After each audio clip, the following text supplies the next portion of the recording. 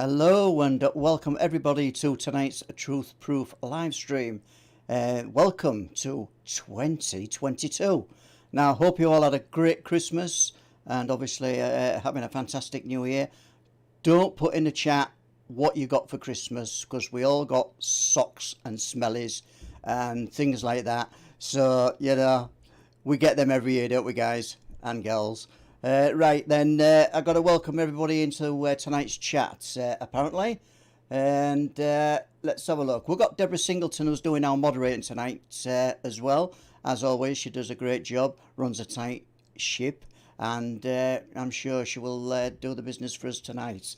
So, the names I can see on the chat room are Stargazer Eternal, Malcolm Dodgson, Joe Weeks, and we've got Newsy Brown, Libra Ted, Tino's in, welcome to the show, Tino, Karen Taylor, Rebecca King, Lisa Rod is back in this week again, welcome Lisa, Scott Smith, and I've got to say, anybody who's joined our stream for the first time, it's a really, really very big welcome from me, Les Drake, producer of the show from Digital Creations, and now we're going to hit the show running.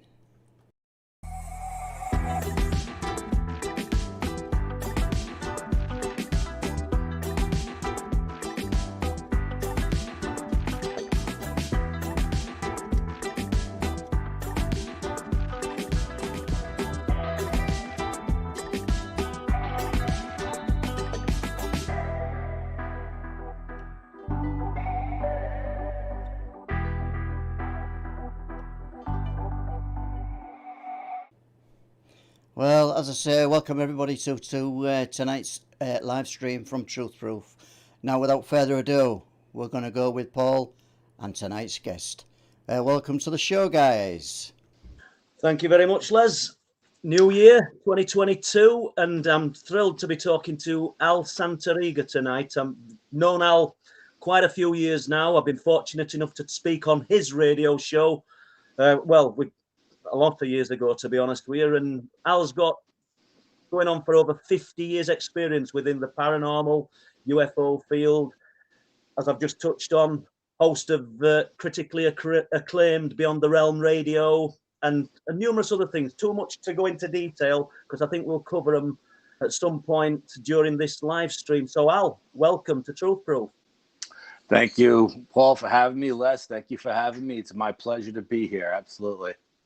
Well, I know you're going to share with us a few things tonight, and we maybe touch on UFO aspect, all types of paranormal, but I'm interested, I think everybody knows I'm sort of interested in the cryptid phenomena, and you've got quite a lot of experience of this, Al, and I'm going to let you start wherever you want to go with it, Okay, well, I seen my first Bigfoot in 1974 down in South Florida as a kid. I was 12 years old.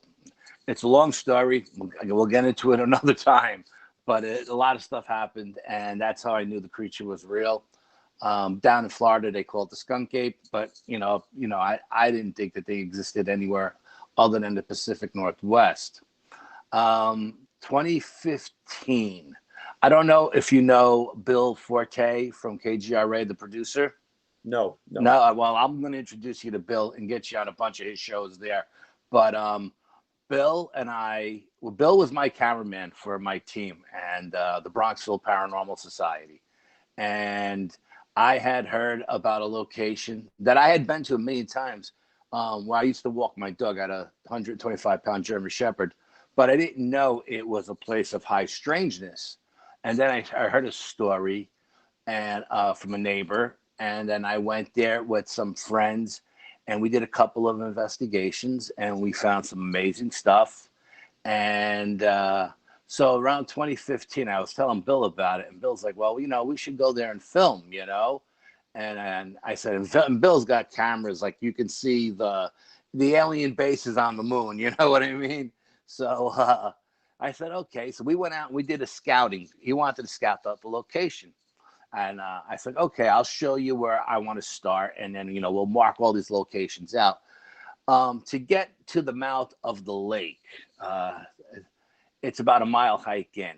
And no sooner did we get there, I went off into the woods to take care of business. And when I got back to Bill 5 minutes later, he was like, I'm getting rocks thrown at me from this side of the woods. And then I got rocks thrown at me from that side of the woods. What does it mean? And I was like, well, it means we're in somebody's way and somebody wants to cross over. So we should just, move on. So we moved on, and I showed him what we call the campsite, which is up against the lake, where a lot of people, you're not supposed to camp at the lake, but kids do anyway. It's right off the Appalachian Trail, and people who are hiking the trail tend to camp at the lake because it's a really nice campsite. And people have had Bigfoot come into their camp. So I showed him this site, and I said, this is like site, let's call this site 3. And then we walked some more, and there was a meadow, and I said, let's call this site 2. And then we went over around the other side of the lake, and we found up on a ridge 3 large quartz crystal stones set up in a pyramid, shape. And the one on top actually looked like it was a face, like somebody had carved it out to look like, I don't know if you want to call it an alien or maybe a Bigfoot looking thing, but there's definitely a face there. I'll send you the photographs. It will blow your mind. So we looked at it and we said, you know what, this should be location number 1, and then we'll work our way back around, because if we would have continued to go all the way around the lake, the trail goes from a mining road to a goat trail to very jagged rocks that are insane, and you don't want to cross over and you'll kill yourself. How long would it take you to? I know we're going to get to the story. I don't want to break in too much. But what's the circumference of this lake, Al? The trail itself, all the way around, I honestly don't know how many miles it is, but I know from the parking lot of the location to where we were, the location 1 was about 3 miles in. Right. Okay. So we're about 3 miles in. So we said, this is a pretty good place. We're up on a bridge. We got a little 3-foot stone wall that runs along the woods behind us. There's a swamp down at the bottom of the ridge behind us. And we said, this looks like a pretty good location. We'll start here, And so then I called Brian, and Brian said, okay, I definitely want to come. I'm in, because Brian was going to live stream it on Twitter. That's what we used back then. And so we picked a night. It was a full moon. It was a meteor shower, and it was Hallows Eve. Okay. So we had these three things happening, and we hiked in. I like to do a day-night investigation whenever I go out. And I like to go old school, new school. I like to work with both sets of equipment. I'm not one of those person that just likes high-tech stuff.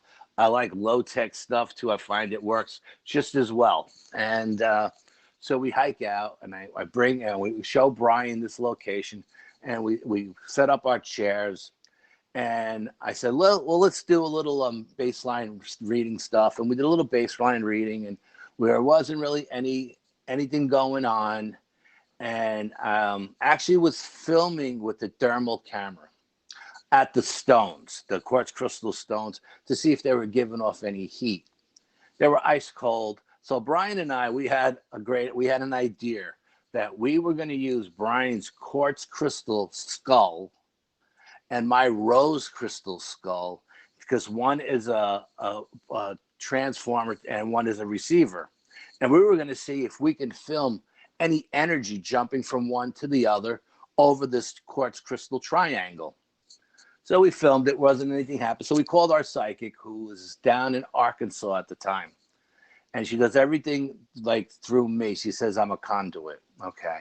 And she says, at this location, you're going to see, this, that, and the other thing. And we just laughed because we think, sometimes we think she's crazy because of the stuff she tells us we're going to see, Yeah. And, so we settle in, and I had the parabolic mic going that day. And I was getting what sounded like a Morse code coming down out of the sky. And I'm like, listen to this, guys. And I had Brian and Bill listen to it. and I'm thinking, Brian's like, well, there was a nuclear accident here at one point. They used to refine uranium there, and it exploded and it went into the lake. And Brian gives this long story about how these trees may have been small at that time, and now that they're tall, we're getting this signal from the top of the trees, the leaves, And I'm thinking, or maybe it's just a UFO above the cloud, listening to what we're saying, because it's coming down out of the sky. And Bill's thinking, well, maybe there's radio towers or something that are transmitting, radio frequencies or whatever. So we all had our own theories. Okay. So I decide, since I'm filming these stones and we're not getting much of anything, so I said, you know what? We got to amp up the energy in this place, right? So it's getting dark now, and I broke out a Tibetan singing bowl. And I started playing with the bowl, and I'm sending out this frequency all through the woods, and it's just echoing through the woods. And it was right after I did that, we filmed the stones again, and the stones were white hot. And I'm telling Brian, touch him.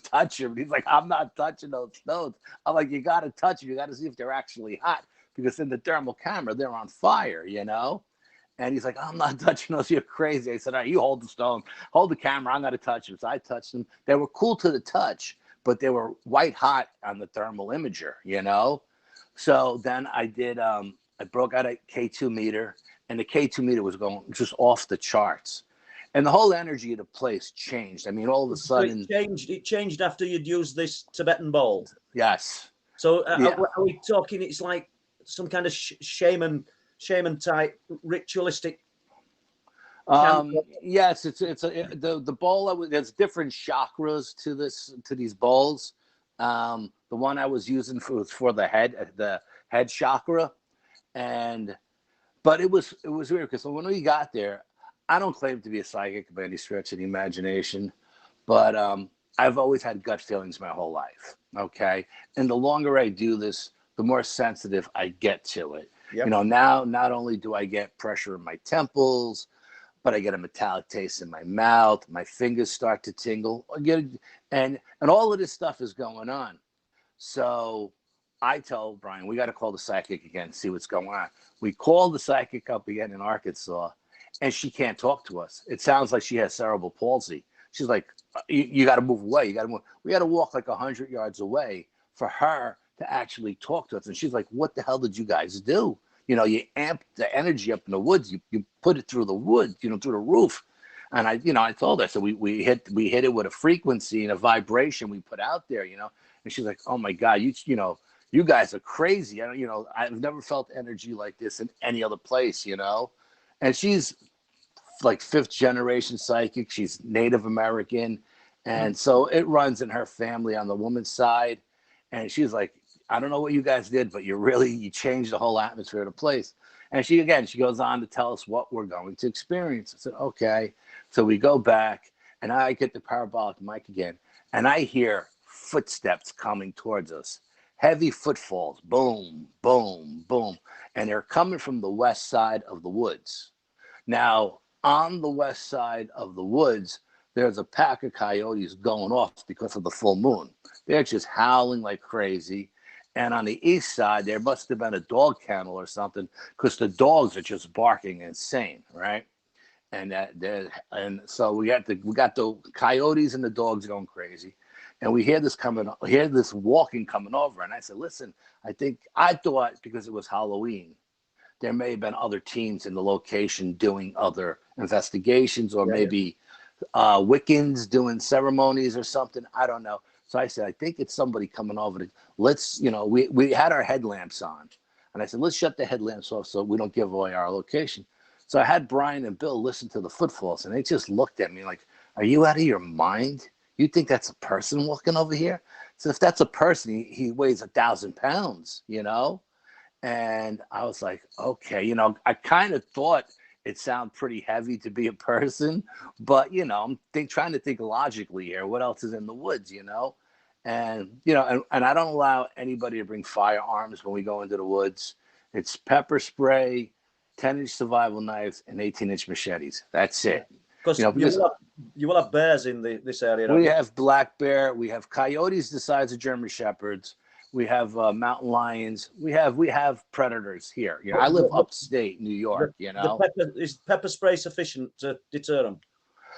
I think it would do enough to slow them down. You know what I mean? It may not stop them if it's a full on charge, but it'll buy you some time to either get your weapons out of your sheets, or put a tree in front of you or a rock between you and the predator. You know what I mean? Yeah. And I always try to explain to everybody before we go in, if this happens or that happens, this is what you want to do, you know? And so we hear this thing coming. It walks up. It's below us, underneath us. And it goes whoop, whoop, whoop. And I'm telling you, it was 30 feet away from us and 50 feet down. Okay.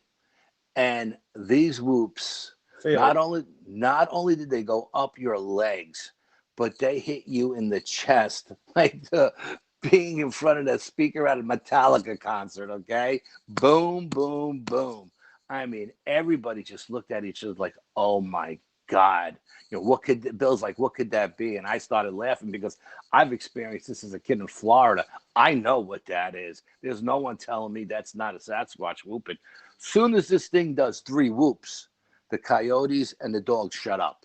They go dead silent. You could have heard a pin drop. Okay. Now, at this point, we don't know what this creature is trying to tell us. And Brian's like, I think it did 3 whoops because there's 3 of us. And now we hear a whoop from the west side of the lake. We hear a whoop from the east side of the lake. We hear a whoop from the south side of the lake. So they're all around us now. They seem to be, I don't know if it's a family unit moving through, or if this was just a scout to say, hey, listen, let me go check. There's people in the woods. Let me go check before you guys come around. But we hear these whoops. Now we got a thermal camera. We got a full spectrum camera. We got an infrared camera. We got a low light camera. We got all kinds of cameras going. We jump over this little 3-foot stone wall.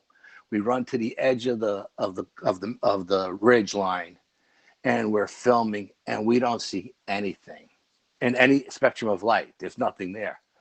Bill is carrying a 1500 luma flashlight, lights up the woods like daytime. He hits the woods with the 1500 luma. Nothing there.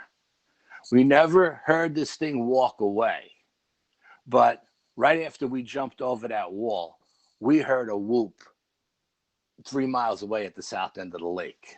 You know what I mean? Now, I don't know if that was another Sasquatch that was in there, or if the one that was below us just jumped through a rip in time and went there, you know. Do you think there could be some kind of sound projection? I don't mean these things aren't real, Al, but do you think it could be a lot further away than you think, and somehow they're able to project that sound?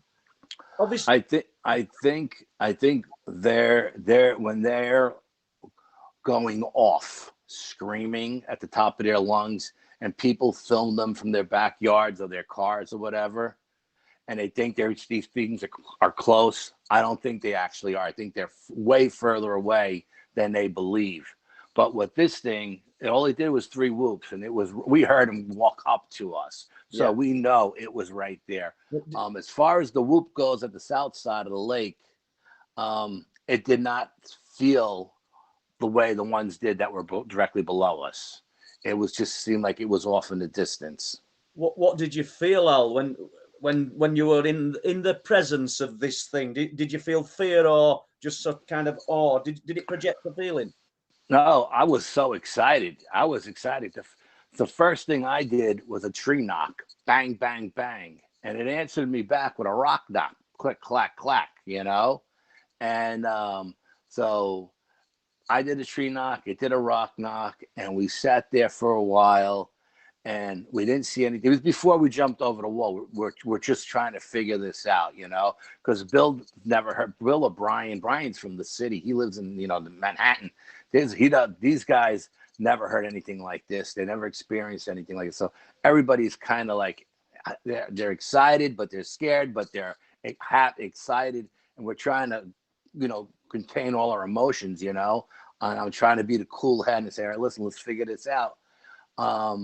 Then at one point, I guess it wanted us to leave that location. Okay. At one point, we're sitting there and we don't have our headlamps on. We're sitting in the dark and we have glow sticks on the ground. All right. Because it's fall and we don't want to burn the woods down, right, with all the leaf litter. So we got glow sticks on the ground for a little ambient light. We're sitting there and we hear something coming down from the trees, like branches breaking. But the trees are 60 feet above us, you know what I mean? And we're on a ridge that's minimum 30 feet high. So this creature threw a rock the size of a bowling ball up over the top of the trees. It lands in between me and Bill, and it rolls down and hits Brian's chair. And Bill and Brian are like, okay, I think it's time to go, And I was like, no. Let's just wait a little bit longer. I don't think we're quite done here yet. That was the vibe I was getting. The vibe I was getting was like, there's still more to come. Don't leave too soon, So we sat there. And again, at this point, the creature gets fed up with us and leaves. Okay. And we're sitting there and we're discussing all the stuff that's happened. The rock knocks, the tree knocks, the rock, and all of this stuff. And all of a sudden, we hear what sounds like something on a quadruped charging up the ridge line. Bada boom, bada boom, bada. Something is coming up the ridge, and whatever coming up the ridge is big, okay? So, it's coming up the ridge, and it's on the other side of the wall, and Bill is sitting right next to that wall with his back to the wall. So Bill gets up, and he starts to run, because he thinks he's going to be, whatever's coming is going to grab him. Now, Brian's to my right. I'm focusing on where the sound is coming from, the charging is coming from. And I'm thinking, is this a black bear? Or is this a mountain lion coming over the ridge? I got my 10-inch knife survival. I'm thinking I'm going to have to sacrifice my left arm and kill a mountain lion or something, right? Bill's running by me. I don't even look at Bill. I'm focused on the sound. And I reach out and I grab Bill with my left hand. And I spin him around and I say, stand your ground. Don't go nowhere. Stand your ground. Now we're set up like in a triangle formation. And this thing comes charging up the ridge. And nothing ever comes off the wall. So I take out I got this little Sony digital camera that takes the most amazing photographs. I take one photograph with this camera. And I take a picture of the wall where I hear the sound coming from. But, the back of the camera is tiny. I don't see anything in it. It's at night anyway.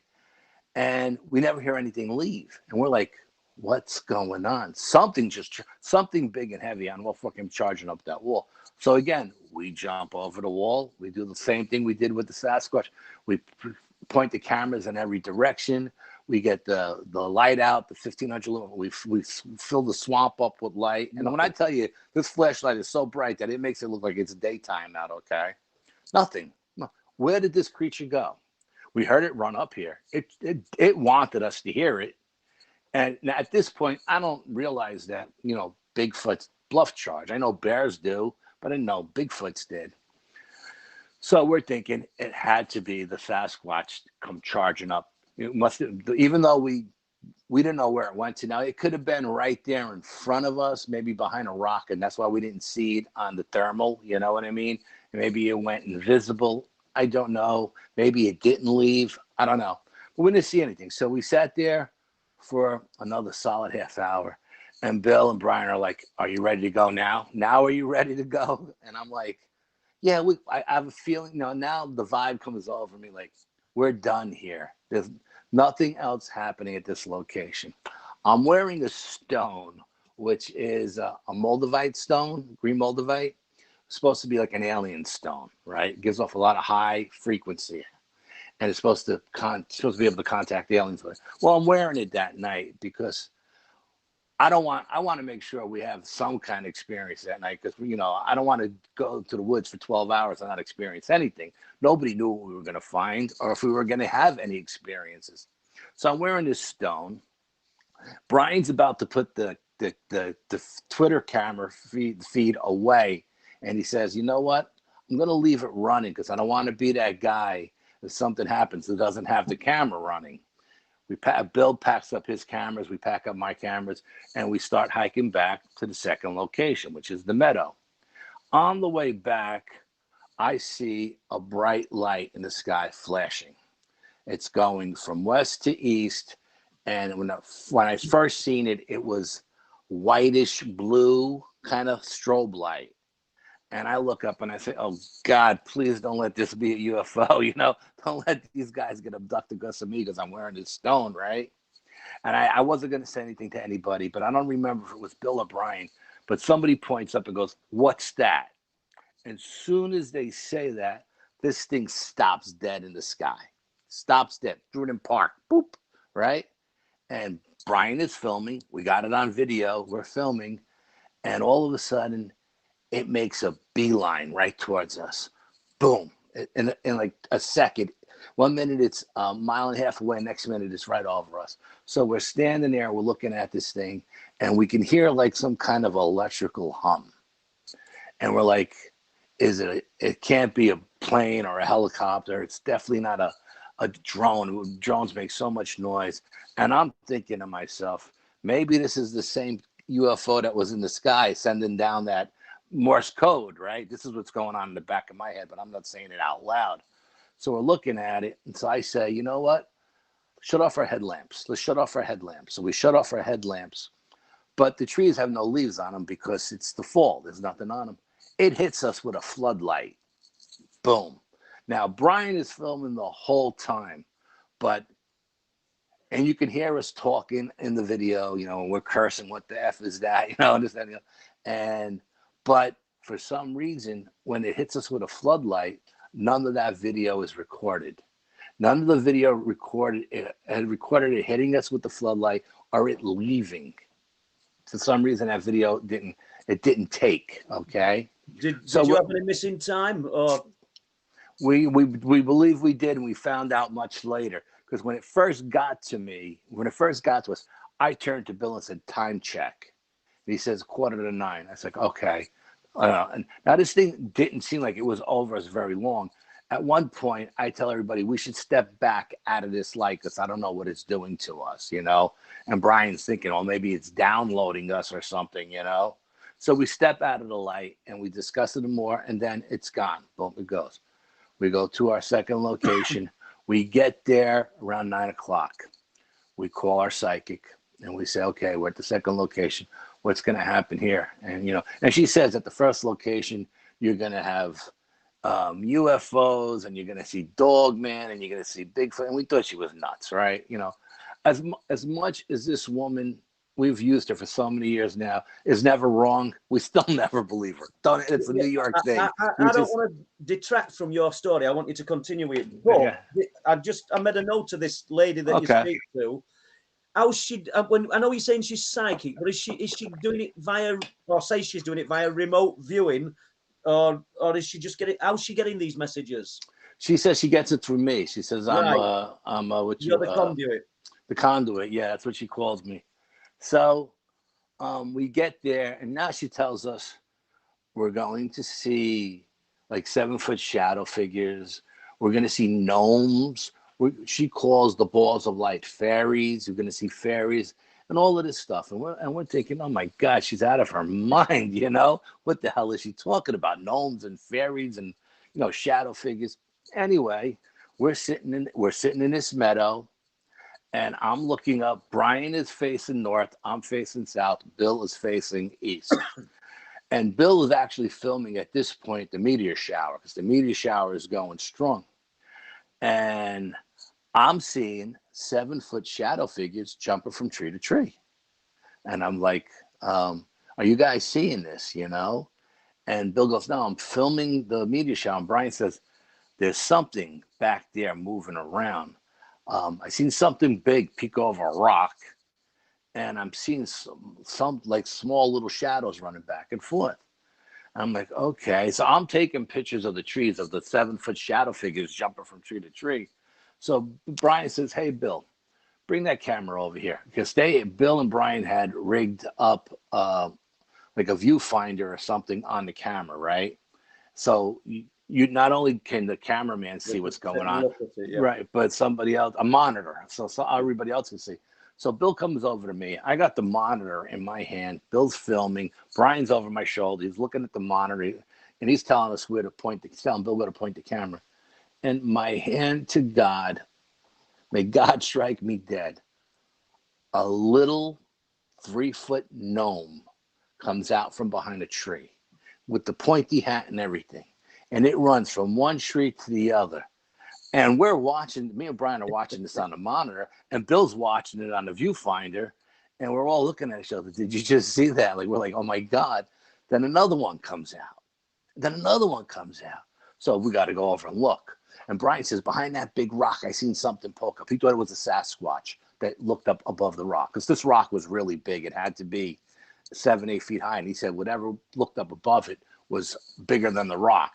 So we go over and we look.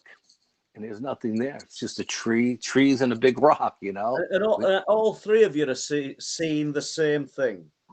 And we're filming it with the camera that's got an SD card in the camera. Yeah. So we're like, we got this, baby. We got this. So now we're all excited. It almost sounds hallucinogenic, Al, doesn't it? It really does. I'm obviously, once again, I don't want to detract you from your story. No, what do you think's happening? Do you think that, because obviously you use this bowl at the beginning, which seems to have evoked something? Yes. Do you think, because you've got a full spectrum of unexplained phenomena here, different things, the UFO, the Bigfoot, you're talking about now gnomes. Do you think this is one intelligence that's projecting all these things, or do you think it's a multitude of things that are happening? I think we opened up a portal with the frequency that we used at the beginning of the night. And I think when we did that, everything that could come through did come through, you know. That's what I think. Okay. So at this point, Bill is filming the trees to have no leaves on them, okay? But on the monitor and the viewfinder, there looks like there's these silver balls on the trees, like they look like Christmas balls on the Christmas tree. Thousands of them. They're not leaves. There's no leaves on the tree. We can't figure out what the hell he's filming, but he's filming something. Then across the lake, on the other side of the lake where we had just come from, 2 balls of light show up. Now, this is what the psychic calls fairies, but Native American law up here says, don't follow the lights. They'll lead you to your demise. Stay away from the lights, the balls of light. So in the beginning of the night, before we got started, I had told Brian, you bring your green laser, I'll bring my red laser. And if we happen to run across any balls of light, let's hit them with the laser beams and see what happens. Okay, so we're sitting there, and these 2 balls of light show up on the other side of the lake. So I tell Brian, I said, you hit the one on the right, I'll hit the one on the left. I said, Bill, on 3, you put your big flashlight on. Let's light up that area. Let's see what's there. So on 3, boom. Soon as these laser beams hit those balls of light, they blinked out. Bill lights up the whole area with his 1,500 lumen flashlight. There's nothing there. We didn't see anything leave from underneath the shrubs or anything, you know. And so we're sitting there, and like a half hour, we think like 15 minutes, a half hour goes by, not much time, because this all started as soon as we got there, right? And we hear what sounds like a family, a mother and father and 2 small children coming down the Appalachian Trail. And you could hear the kids kicking rocks and giggling, and the parents are talking. It's a murmur kind of sound, you know? And we're 3 large men sitting there in the dark with 18-inch machetes. What time? What time is this now? Well, at this point, we think it's like 9:30, 9:45. You know, we don't think it's much time had passed by. We think it's like, we're thinking it's 9:30. That's honest, without anybody looking at our watches. We're thinking it's around 9:30, right? So we hear this family, and I says to everybody, we should put our headlamps on so when his family comes out, we don't scare the shit out of them because they're going to see us here with these 18-inch machetes in the dark, you know? They're going to think we're crazy people. So we put on our headlamps and we wait and we wait. And you hear that getting closer and it's getting closer. And it gets right to the edge of the trail where the trail comes out onto the Appalachian Trail comes out onto the mining road. Nobody comes out. Nobody comes out. So I said, Bill, grab your flashlight. Let's go see. Maybe something happened to these people, you know? So we go in. He puts his 1,500 luma flashlight on, and we walk 100 yards into the woods. On both sides, we look. There's nobody there. So I'm scratching my head. I'm like, okay, we got to call a psychic. So I call the psychic up, and she's like, why are you calling me so late? And I'm like, what are you talking about? It's like, you know, a half hour ago, last time we talked. And she's like, Al, it's 2 hours later. It's 11:30. I said, no, we called you like at 9 and it's like 9:30. She goes, no, check your watches. It's 2 hours later. So we lost 2 hours of time at some point. Okay.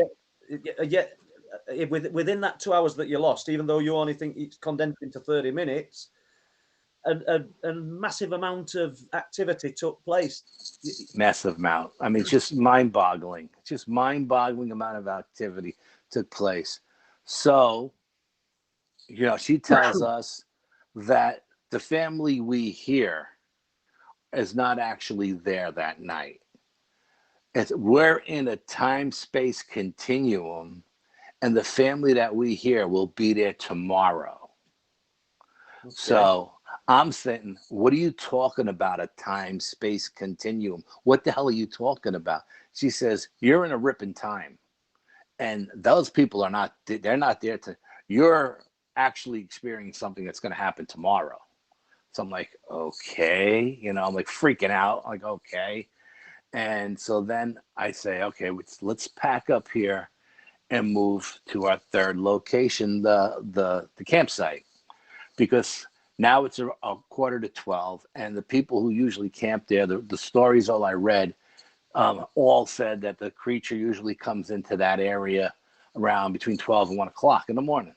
So we get there and we settle in, and we left the meadow at 11:30. We got to the campsite around 11:45. We settled down, and then I don't remember if it was me or Brian or somebody turns and says, you know what? Tonight is the night we have to push the clocks back. So instead of it being 11:45, it's really only 11:45. And we've been in the woods for 12 hours now. We're drained. Now, nobody wants to sit there for another hour. You know what I mean? We're just physically drained.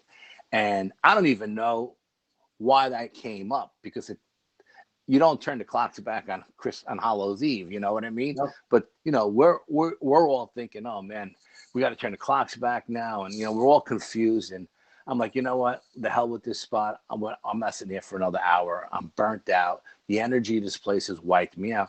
And Bill keeps talking about how the woods are devoid of life.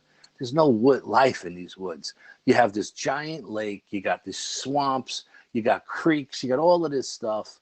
And the only thing we heard besides the creatures was the coyotes and the dogs, because there's no wildlife in here. And I'm like, yeah, it's very, very strange for such a wooded area. And it's thousands of acres of woods, you know? So as we're walking out on the mining road, now the game plan was, after it was all said and done, we were going to go to the diner, grab a cup of coffee and a bite to eat, and discuss the night. As we're walking down the mining road, there's like another mile to get to the car, 1.5 miles, right? We're walking and we're discussing what a crappy night it was. Nothing happened. This is what we're thinking. Man, we spent all these hours in the woods and nothing happened. And as we're getting closer to civilization, we're seeing more and more wildlife. We're seeing deer and all rabbits and all kinds of stuff, you know, like why isn't... How do you justify between the three of you then, Al, after all that had happened, that you're saying nothing happens? Yeah, we for some reason we had it in our heads that it was a crappy night, that we didn't experience anything. So when did it start coming back? So, Well, I take it you've not finished yet, so we can get to that part in a minute. I don't want to just yeah. put you in mid-flow. So we get in our cars, and everybody goes in different directions. Nobody goes to the diner. Brian goes back to the city. Bill goes across the river. I go home. We get home, and I walk into the house. It's like 1 o'clock in the morning, and my wife is up, and she goes, "How it was?" And I said, "Oh, it was a crappy night. Nothing happened, And we go to sleep.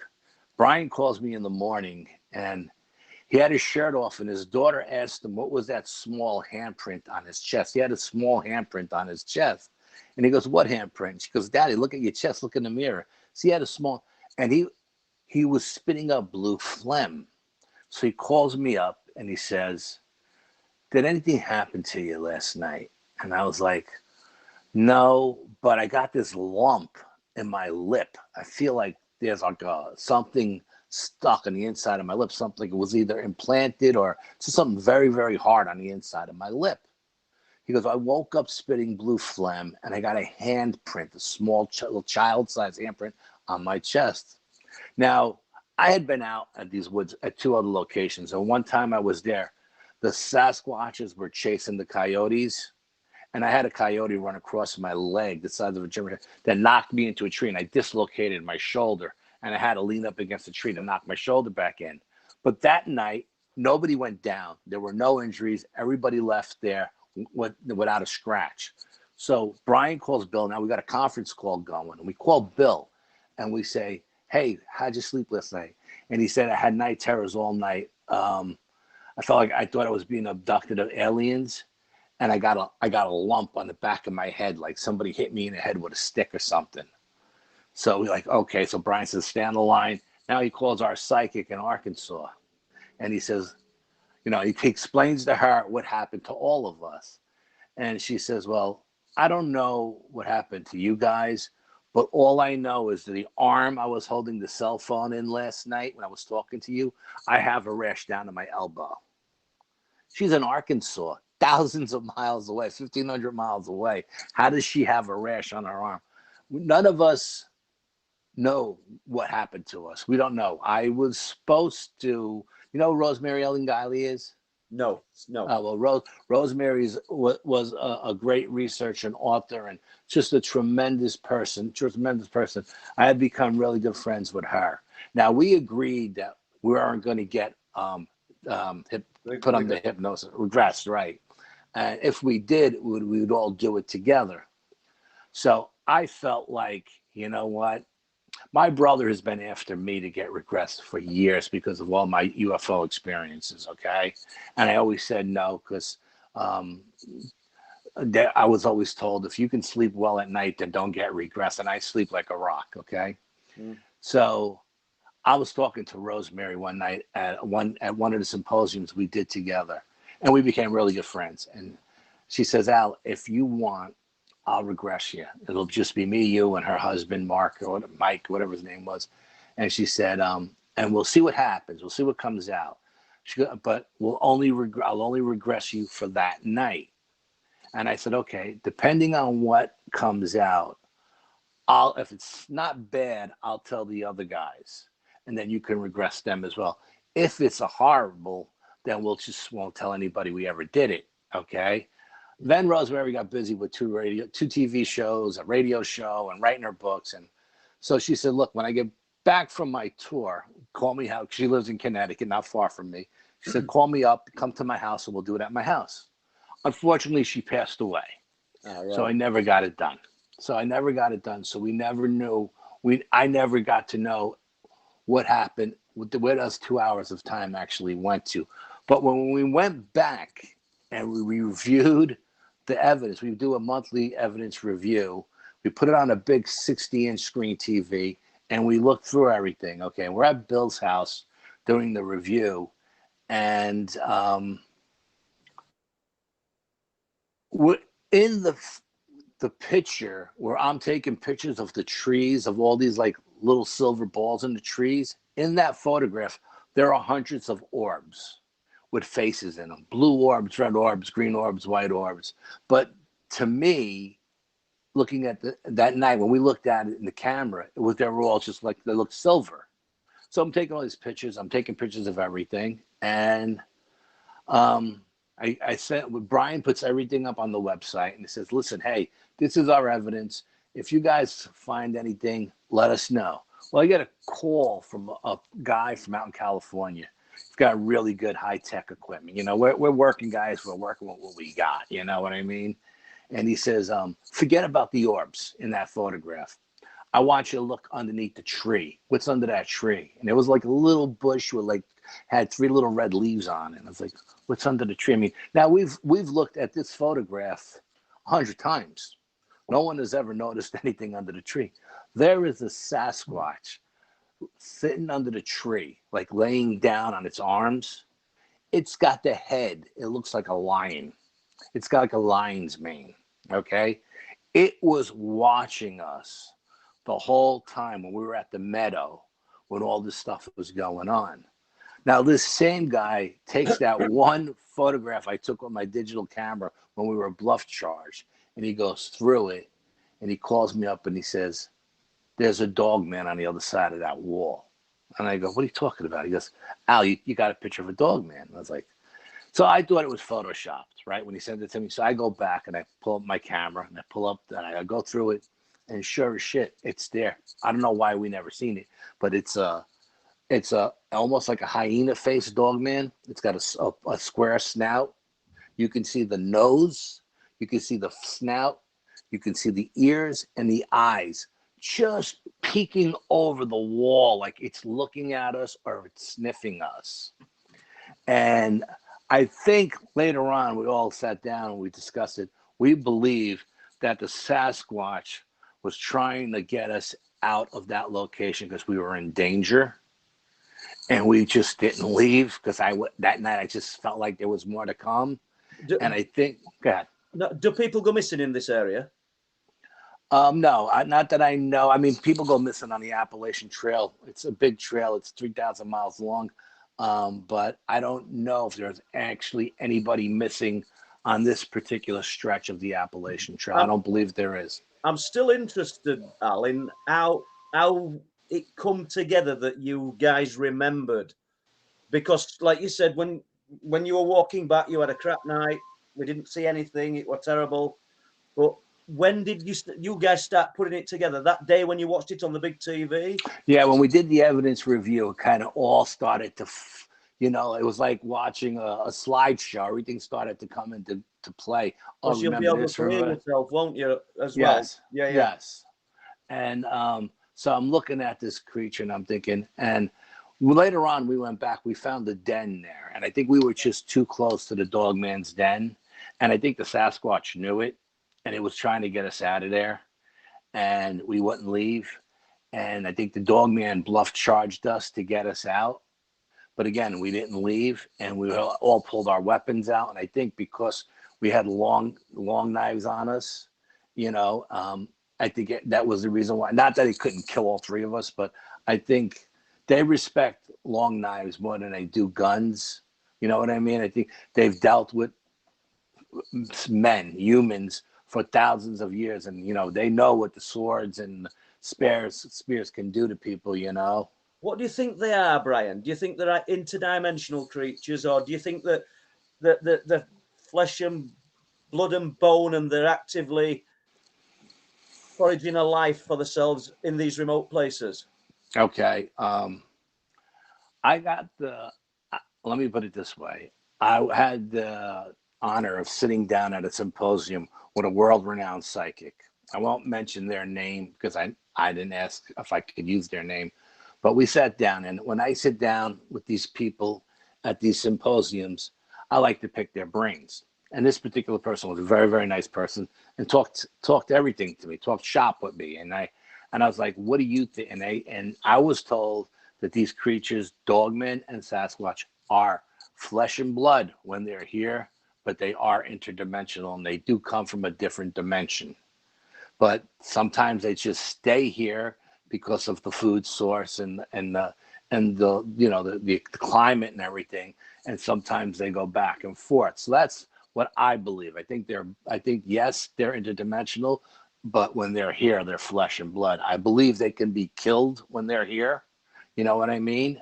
And I think they know that. And I think if we didn't have long knives on us that night, I don't know if that thing may have came over the wall. Yeah. You know, that's very similar to what Larry Sesspooch told me. You know, along the similar lines. When they're here, these things, wherever they're coming from, you can call it a portal, some kind of right rift in time. I don't know what you'd call it, but then obviously they're physical, and they've got to obey the laws of our physics, but they've got this ability that they can slip in and out of our sphere of existence. Yes. Just before we go on, Al, we'll just check because you've talked for nigh on an hour now about this, and it's really interesting. But wow, Les has got any questions from guys in chat? Is there anything, Les? Yeah, it's been great accounts up to now, Al, and very interesting. We've got some great questions in tonight's chat, and thank you everybody who's put a question towards Al and Paul tonight. And the first question I've got on here is from Tim Brennan. So welcome to the show, Tim. Hey, Tim. Yeah, great story, Alfred. Do you know what hertz the Tibetan ball resonated at? Yes, the chakra was the crown chakra. Okay. So what kind of hertz range? I guess he's asking frequency.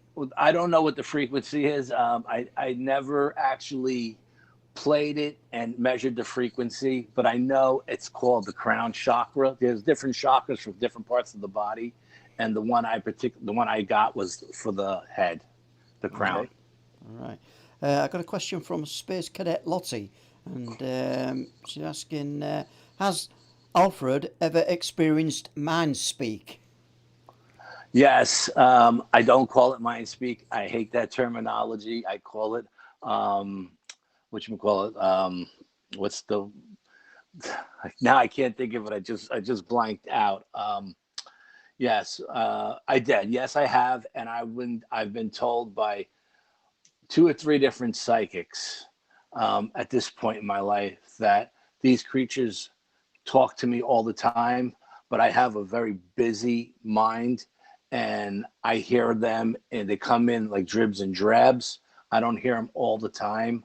But like, you know, when I'm at a location and like something tells me, you know, don't leave or stay or do this, I was told by these psychics that it's them contacting me, telling me what to do, you know? And so, yes, I have. I have tried to communicate them through mental telepathy. That's what I call it. I hate the terminology mind speak. To me, it degrades it. Call it mental telepathy. I think it's much more sophisticated. And so, yes, I've tried, and I was never able to actually have a conversation. But again, thoughts come into my mind to tell me to do this and to tell me. And again, you know, I've had an ascension. It's another long story. I had this weird thing happen to me, and I was told that my vibration and my aura is through the roof now by other psychics, and so it should be a lot easier for me to communicate. So, but that's another story. Yes. Short answer is yes. I'm sorry. Yeah, thanks for that, Al. And I got a question from Codes of the Unknown. What does Alfred think the connection is between Bigfoot and UFOs? I think the Bigfoots and UFOs, you know, people have a tendency to think that Bigfoot are the pilots of the UFOs, because when they see a UFO in the sky, then the Bigfoot comes out of the woods, and they think that they, you know, the Bigfoot are flying the crafts. I believe when that happens, they may have taken that Bigfoot for experiments like they take us and cattle, and they may be just dropping it off, you know, back to where they found it from. I don't believe that, you know, the Bigfoot are aliens, for extraterrestrial aliens. That they may be interdimensional aliens, if you know what I mean. but not extraterrestrial. But I think the connection is, and this is important, is that they're all using the same portals to travel through different times and space. I think if the Bigfoots are using it, the aliens are using it, and so are the Dogman and all these other interdimensional creatures that we're seeing now. That's what I think the connection is. They're all using the same portals. In the chat, Brian's just said 768 hertz. Is that what it is? And the note of G. So that's, I think Tim will have seen that anyway. But I know that kind of thing that will interest Tim, and he can educate us on that, I think, later, Tim. So thank you, and thanks, Brian. Thank you, Brian. Yeah. Les, it's as with something else. Yeah, question from Valiant Looney and Alfred. Are Bigfoot Gigantopithecus? Gigantopithecus, yes. Yeah. I'm glad you pronounced it. You pronounced it better than me, yeah. So, what's the question? Are they gigantic? Are they primate? Are they Gigantopithecus? That's basically what he's saying.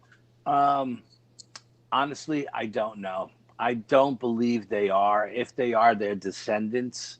But I think if they're descendants, it's a combination of Gigantopithecus DNA and human DNA and whatever else that the aliens may have put into these creatures to make them, because they're very human-like. They have human tendencies, they're not, as much as they are ape-like with the tools and the structures and the stuff that they make, they're very human-like as well. And they think, they're thinkers, you know what I mean? They're not just an ape that's going on evolution kind of stuff. They're thinkers, but they're obviously using a different part of the brain to what we use, because we're kind of accepting that there's an intelligence there, but in other aspects that it's animalistic, and they're chasing and catching food, if we're to believe these things are real. So where do you think they are on level of intelligence to humans? Would you say they're vastly more intelligent? I mean, being evasive, I would agree. Well, I believe that because they're able to cloak themselves or raise and able to raise their frequency to raise their energy to higher frequency to create these portals to go in them, I believe they are more intelligent than we are. Is that intelligence though? Is that just an attribute that they've got? And I'm not trying to be confrontational here, Al, but is that intelligence, or is that just another skill set that they've got that we haven't? That's the reason this so elusive. I'm gonna go with intelligence. Okay. Yeah, it's one man's opinion. No, it's all good. It's all good. Yeah. Yeah, I've got a couple more questions. If that's okay with you guys. Yeah. I love it. Absolutely. Yeah, we get some great questions in the chat, and tonight is no different. Great question, guys. Thank you very much. Right then, I've got a question from MKMD Exploration and Paranormal. What does Alfred think about Mike Woolley's Bigfoot encounter? I don't know. Mike Woolley, is Mike the guy who said he shot at him? I don't remember whom. I don't remember Mike Woolley's encounter. I'm sorry. I think Mike is the guy who, I believe Mike just recently passed away, and I believe he was a guy who said he shot at one he was in a blind or so, a hunting blind or something like that. I could be wrong, but I think that name kind of reminds me of that story. I believe his encounter was true. I do believe that much that I remember. Right. Okay. Thanks for the question, Mike. And a question from Teresa Walker. Any Bigfoot prints found with 6 toes? Thank you very much, she's saying. And I think I know what video this is running on the back of. I haven't found any with 6 toes. We have found prints. I do have a cast above my head on my desk, but from what I understand through other investigators and researchers, if they do have more than 5 toes, then it's a birth defect, and more or less it's a birth defect, and it's due to inbreeding. That's what I was told by other people who have much more experience than me and a lot smarter than I am. Okay. Okay, and it's at this point, Paul, that we're just going to do a little bit of housekeeping for Truth Proof, and I'm sure you've got some books for sale, and if you can tell the good people where they can buy these books. Yeah, well, as most people know in the chat, the books are available Kindle on Amazon and on our website, truthproof.uk.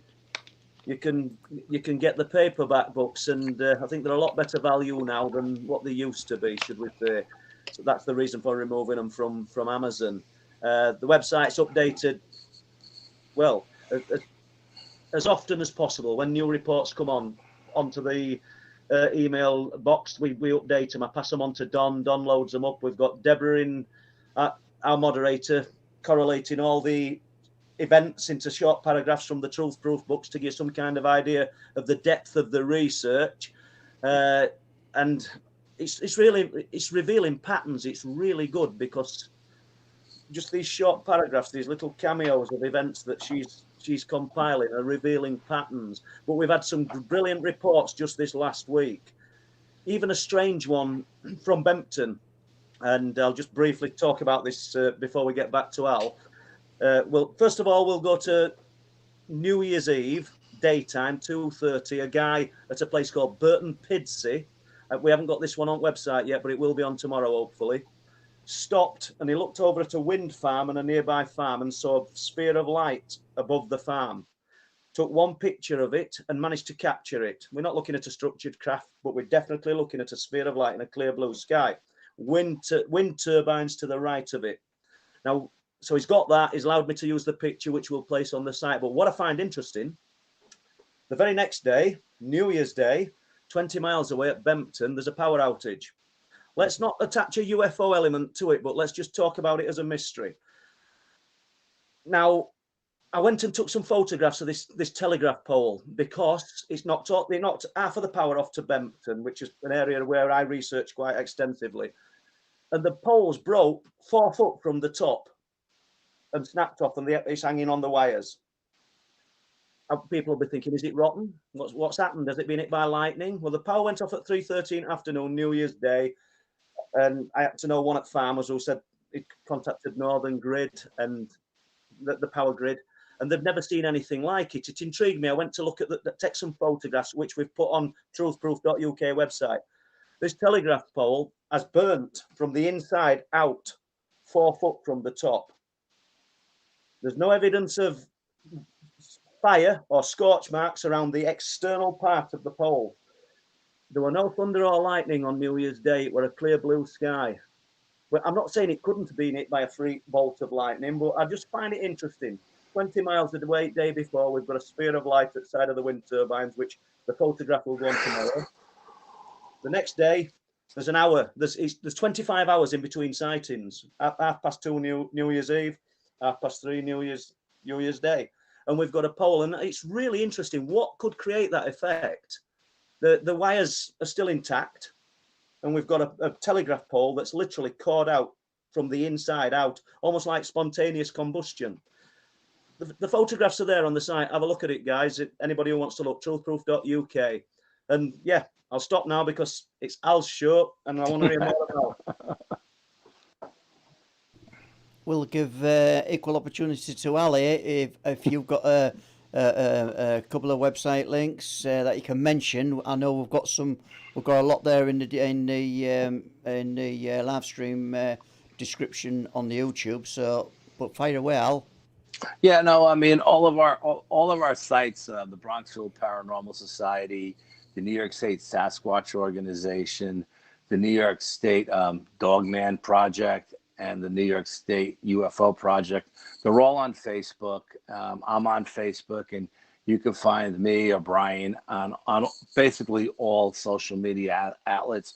I basically stick to Facebook because there's just too much social media for me to deal with.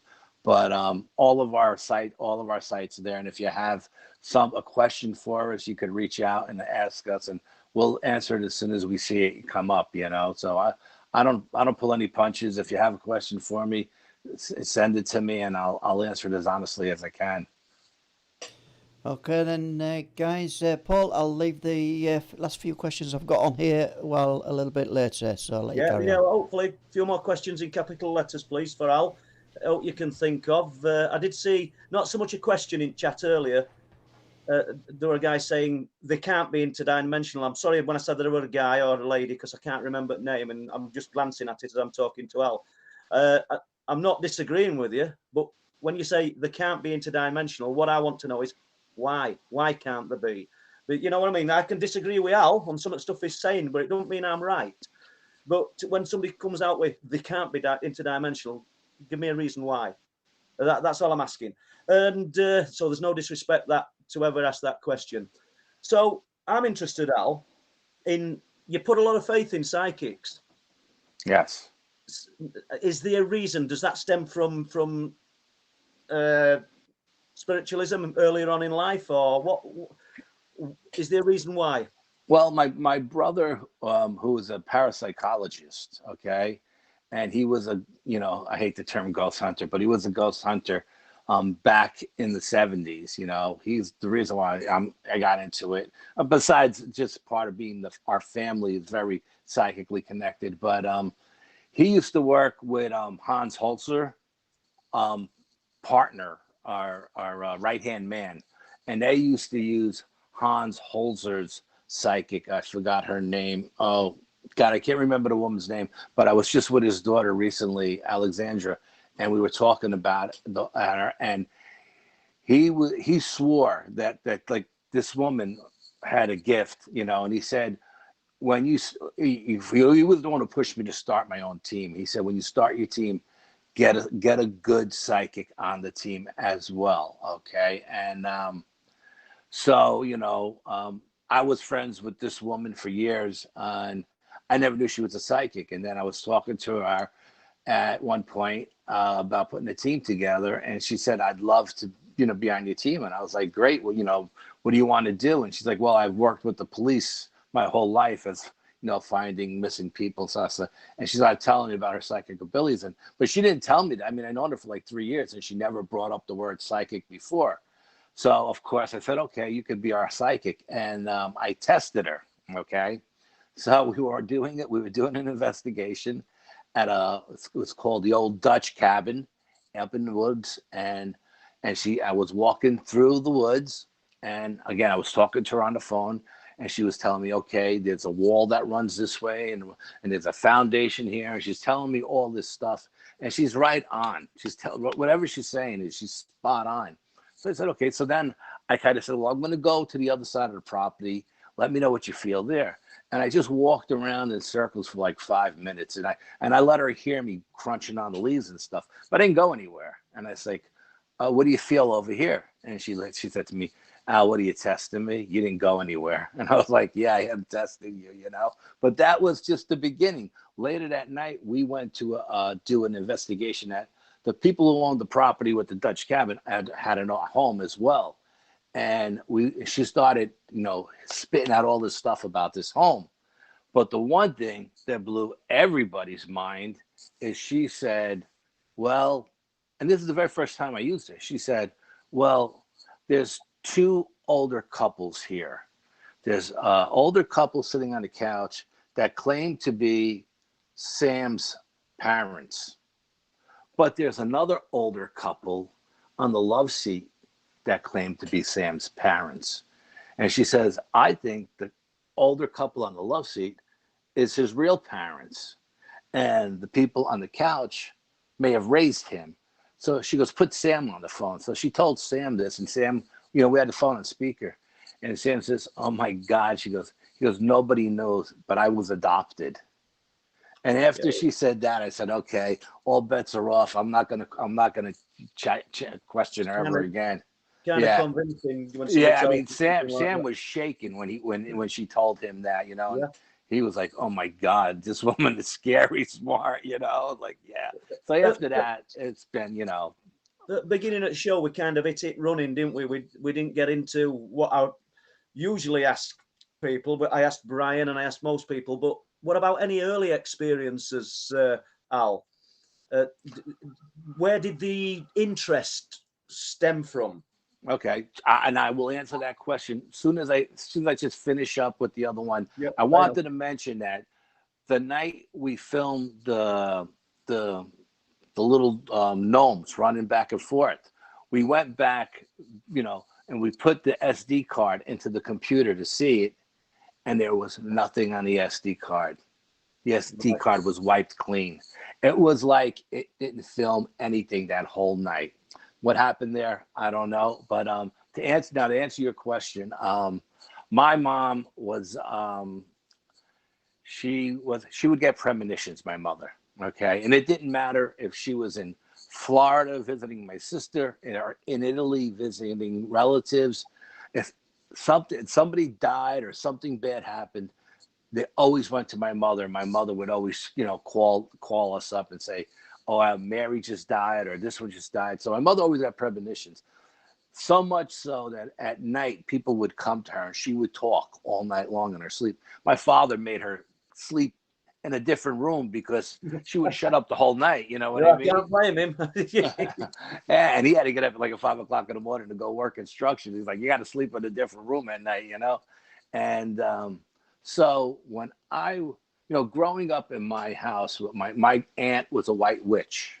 There was a couple of times I had ex-girlfriends put hexes on me and my aunt had to take them off. You know what I mean?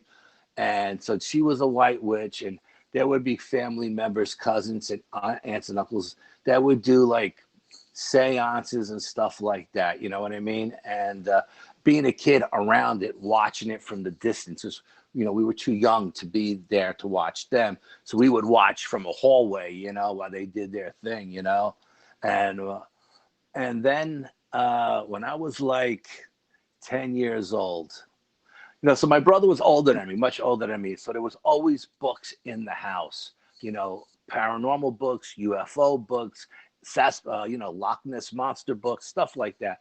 I was that weird kid, and when I was in grade school, who would go to the library every weekend. We used to have to read a book every weekend, right? I was the kid who would go and pick up the book on Bigfoot or UFOs or Loch Ness Monster. I didn't read any of the other authors like everybody else was reading. So it was kind of entrenched at an early age, then, weren't it? Yeah, and when I was 10 years old, my best friend Richie, my father had a garage and had a grapevine that covered the yard. And my parents were sitting there at night and listen to music and have wine and clams and stuff like that. Well, one weekend, me and my best friend Rich was sleeping over. Was 10 years old. We were up on the garage roof, right? The A-frame roof, it faced south and north. And he was facing towards the city and I was facing towards the north. And we were sky watching. We were just up on the top of the roof with our radio, listening to the local rock station coming out of New York City. And we're sky watching. And all of a sudden, I see 3 points of lights dancing in the night sky, way up high. And I go, "Hey, Rich, come on, check this out." So we're looking at it. And you can see the air traffic flying from the city or flying from Jersey or flying from Connecticut. This stuff was like a high, like a star. So he goes, "Wow, what do you think it is?" I go, "Oh, it looks like a UFO to me, So I said, "I got an idea." My father had this giant flashlight that he used to use to go crabbing. He'd put the light on in the water, and the crabs would come right up to the right. So I grabbed his spotlight and went up on the roof, and I did like a Morse code thing, And when I did it, they stopped. So Richie's like, "Let me try." So then he did like a little Morse code thing, and they did it back. So then I was like, "Oh, yeah, let me try." So then I did it again, and one of them dropped down like from as high as a star to just above where the planes are crossing. It went from up as a star to just above the plane traffic in a blink of an eye. Boom, it just came down, which scared the living hell out of both of us. And we jumped off the roof. We ran in my room. We slept under the bed that night because we didn't want to get abducted, But after that incident, I started sleepwalking. And one night I came out, and my mother, father had just finished watching the late news, and I'm walking, and I'm taking like these giant steps. And my father says, where are you going? I said, I'm going home. He says, where's home? I said, the moon's. That's where I'm from. I'm from the moon, I told him. And I was walking home, and I'm taking these giant steps. So he turned me around, he kicked me in the ass. He said, get back to bed, you know? And I went back to bed, and the next day I didn't remember any of it, you know? No. But I had always felt a connection with the stars. I always felt that I was from the stars, from the heavens, the universe, you know? And that night, I guess I was trying to get home. I don't know. And that's how it all got started. Where do you see your research going now then, and what you're looking at now? Are you going to continue? Well, I know you are. Obviously, you're going to continue using the psychic side of it, but is there any other elements that you're going to bring in? Yes, we started recently, you know, along with all of technology that we use. Like, you know, when we were in the woods and I had the EMF meter going and the digital recorder and all that stuff, I also use not only the Tibetan singing bowls, but I use dowsing rods and I use quartz crystals, you know, and there's stuff like that. I like to go old school, you know, with stuff, especially like even ghost hunting. I'll hang up bells to try to get something to ring a bell. How much do you think that connects with the unknown something, or how much of that is enabling you, me, other people to channel, to link with it? Do you think, is it aiding them to come to us, or you to sort of get into that zone where you can connect with it?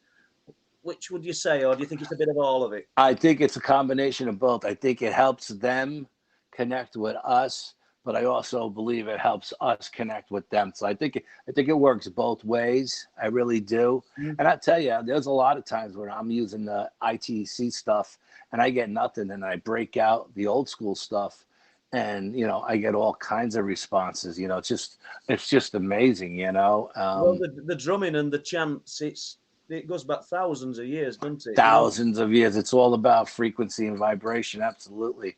All about frequency, vibration, and consciousness. There's no doubt about it. There's no way that we can sort of prove any of this, but in ancient times, what me and Les are working on in Wolflands at Flixton, that, you know, you've heard me talk about the Flixton werewolf, absolutely, accounts, but the ancient people of Flixton Starcar, the archaeologists thought that they were shaman practicing ritualistic magic. Okay. Now, we can't prove any of that now, but that's what qualified people think, not just Paul Sinclair saying, no, I think it's this. Right. So, what's to say that they hadn't latched onto something? And what we're seeing is the residue that, you know, of these ancient times, things still coming through. You know, I mean, it's a shot in the dark. We don't know what these things are. All I know is that we've just got lots of people from different education, different backgrounds, all walks of life claiming to see these things. So that's why I attach the truth to it. But yeah, I think there's a lot to be said for all these ancient practices. I think there's so much lost knowledge in the world. I think the ancient people knew so much more than we give them credit for, especially when it comes to connecting to the energies of the universe. And if you look at a map and you look at all these continents, these people back then, they couldn't get from one location to the other, and yet they're all doing drumming and they're all doing chanting, and you know, they're working with crystals and, you know, all these different kinds of stones. You know, somebody told them about this knowledge and how to use it to get certain reactions from entities or energies from the universe.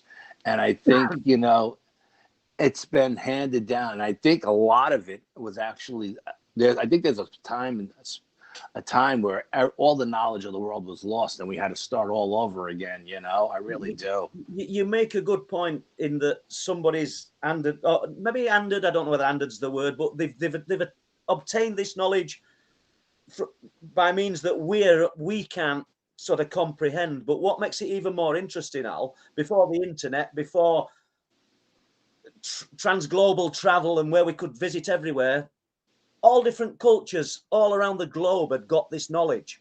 Yes. Or similar knowledge. I mean, Yes. just bent and twisted it into a slightly different way, but the fundamentals were there. So where did they all get it from? How did they obtain it? You know, Yes. the Egyptians, the people in Peru, you know, they're all using different ritualistic ancient knowledge. Ancient knowledge. Thing. I call it ancient knowledge. That's what I call it. Yeah.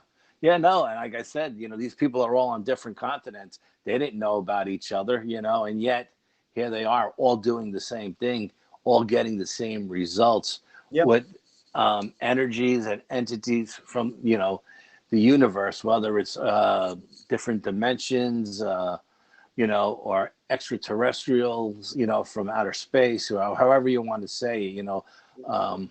Why do you think the UFO has changed from the 1940s to present day? Do you think it's the intelligence that's adapting and showing us different things? We're not seeing nuts and bolts or flying saucers now. We're seeing spheres of light that materialize into something. Have you any views on that? Plasma balls of plasma. I think it's technology. That's what I think it is.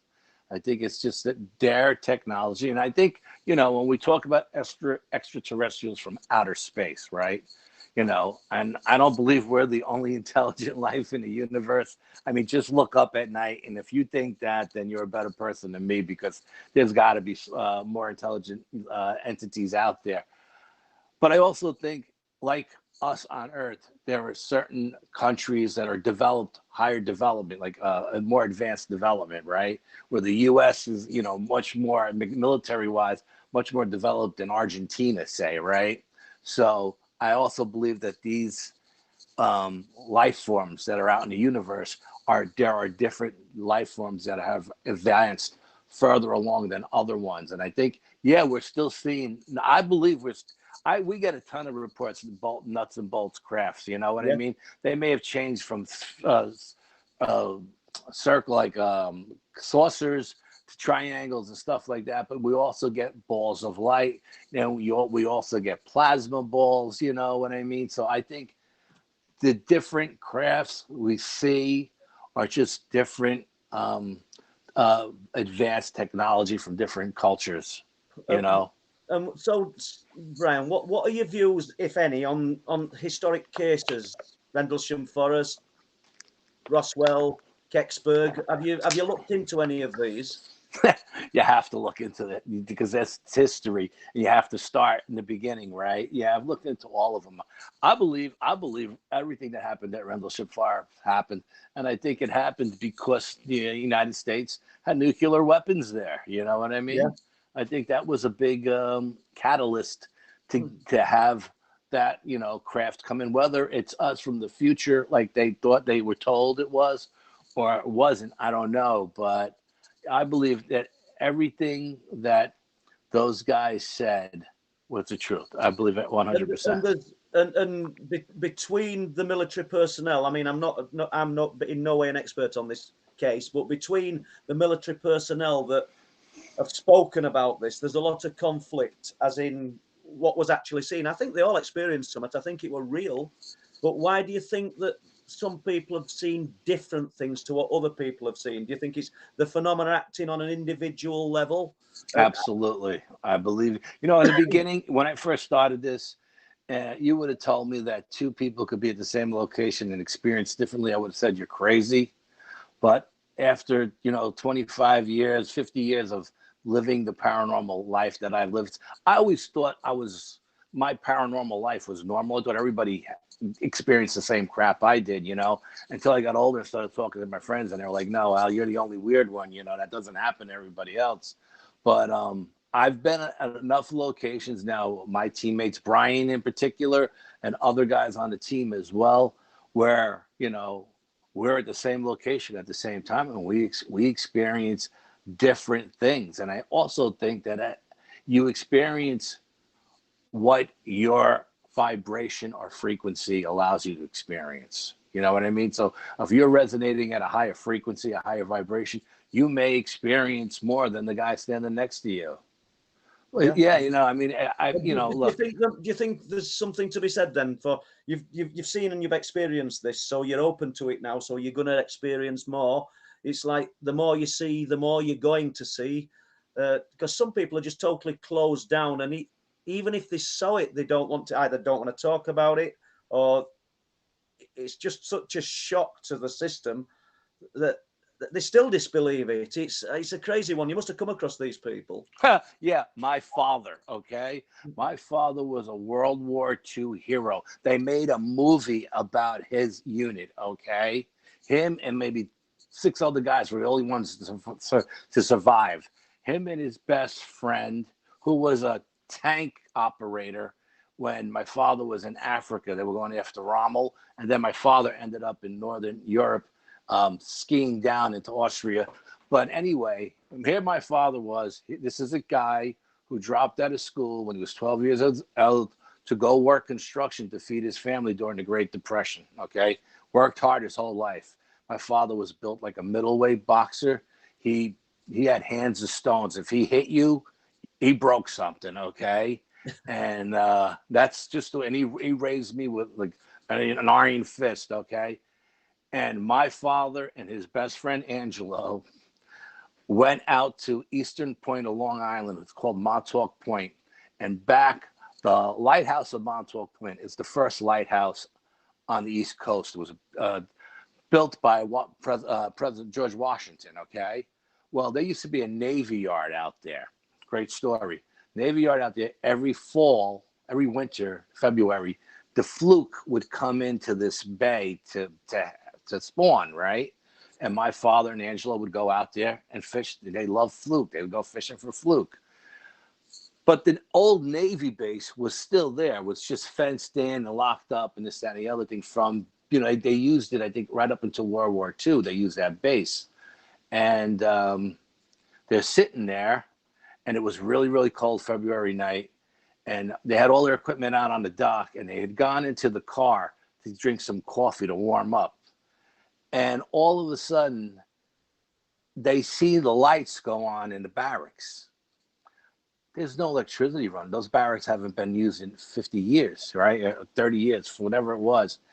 And then the door starts shaking like something is trying to get out. There's a chain on the door, and the door is shaking, trying to get out, like something's trying to get out. The lights are on, and it's just a big barracks kind of thing. All of a sudden, the door comes flying open, and this entity comes screaming out of the barracks, goes through a chain link fence. My father was driving his 65 Mustang at the time, okay? It goes through his engine block. It stops. It looks right into the front windshield with Angelo and my father, and it goes, oh, like this, right? And then it goes through the car and out into the bay. Almost transparent, we're talking. Like, obviously, there's no physicality to it. No. Yeah, I'm sorry for butting in because it's a great story, so we need to hear it. But okay. How did the doors burst open? So it's not physical, but it burst the doors open. The energy, whatever this thing, energy was, the chain. I don't think the chain broke. I think the lock broke and the doors just flew open. But it didn't do that to the chain link fence. It went right through the chain link fence. Great stuff. Anyway, Angelo's like, let's go. I'm ready to go. I don't want to. My father's like, I'm not going anyway till I go get all my fishing gear. You know what I mean? Come home. They tell my brother about this. My brother goes out there following weekend with his team, and they go and they investigate. They go to that place. Nothing happens. On the way home, they stop at the local diner, and he asks the guy at the diner. He says, hey, what's the story with that old Navy base? He says, oh, don't go. Whatever you do, don't go there. This place is haunted. And my brother goes, really? He says, yeah, back in the 1700s or something like that, there was a Navy officer, a young officer, like a lieutenant, was messing around with the commander's wife. And they hung him from the rafters right there in the Navy Yard, for doing that. And so my brother comes home and tells my father, I know who your ghost is. It's this Lieutenant so-and-so. So my father says, I don't want to hear about that nonsense. Every time Angelo would come to the house, him and his family would come over for coffee and cake. My brother would always say, Ange, tell that story. Tell that story. Angelo couldn't tell that story. He got goosebumps. He got tears in his eyes. He was scared to death. My father, to the day he died, swore it never happened.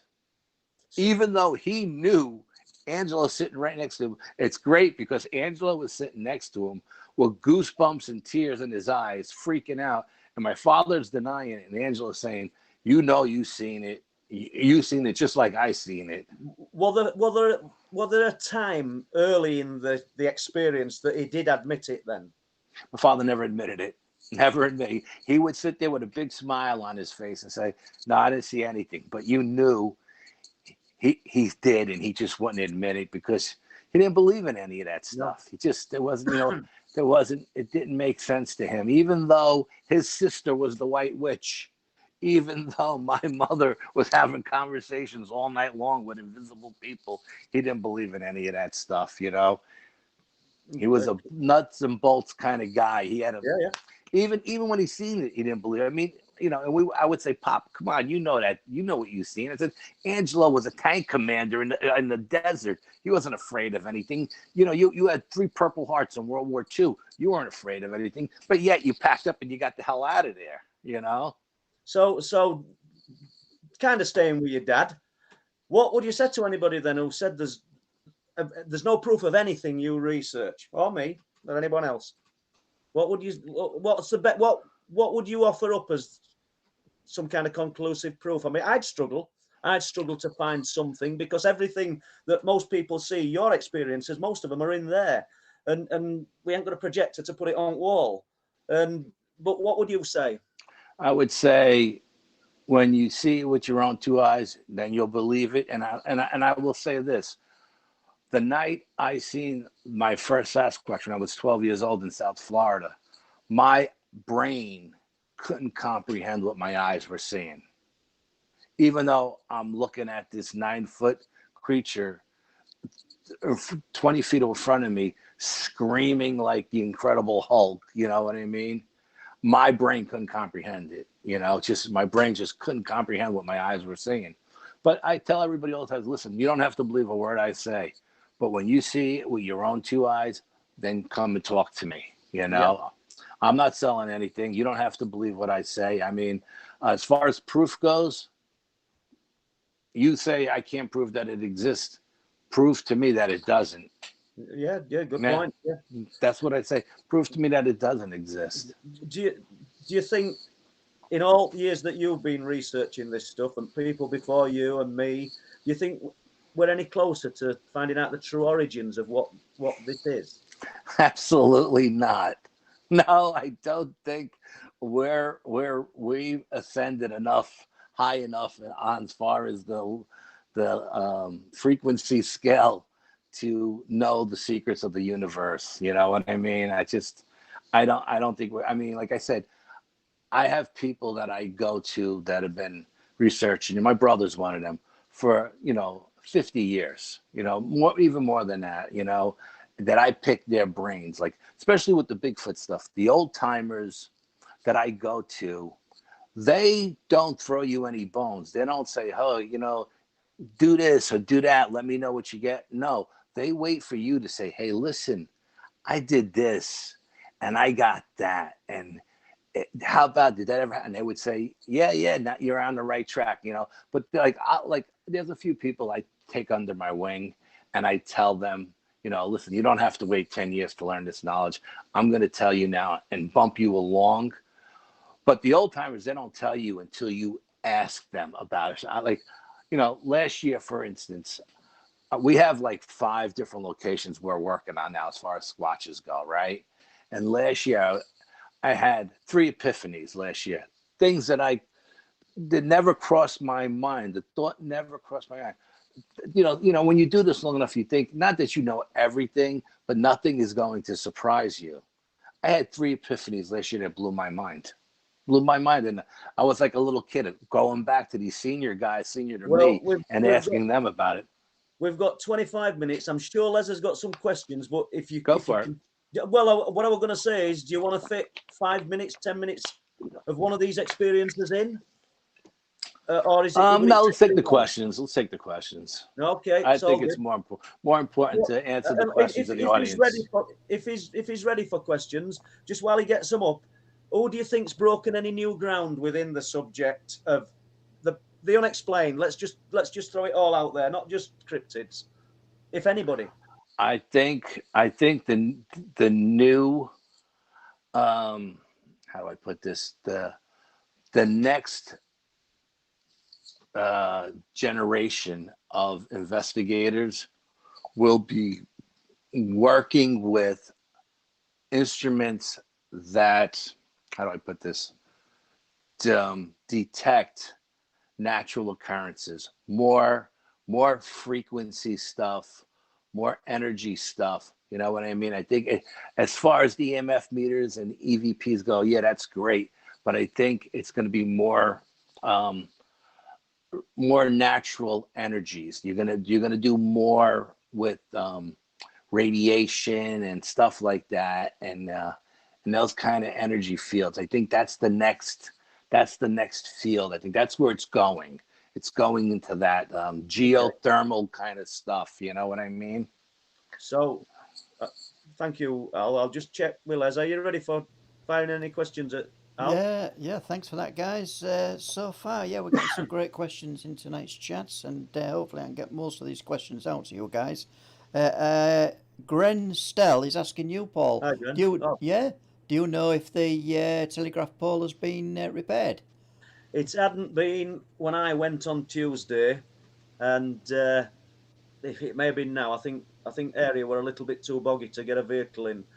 But it is an interesting one because I was amazed. It's literally just burnt from the inside out. Now, let's look at natural causes just briefly because we want to go back to Al. It could have been hit by a freak bolt of lightning, but it were a blue sky, New Year's Day, and no storms, nothing.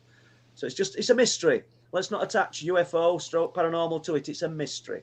Something else might come up. I might get some sightings within the area, which will attach a little more of the UFO element to it, or potential to. But at this point, it's a mystery.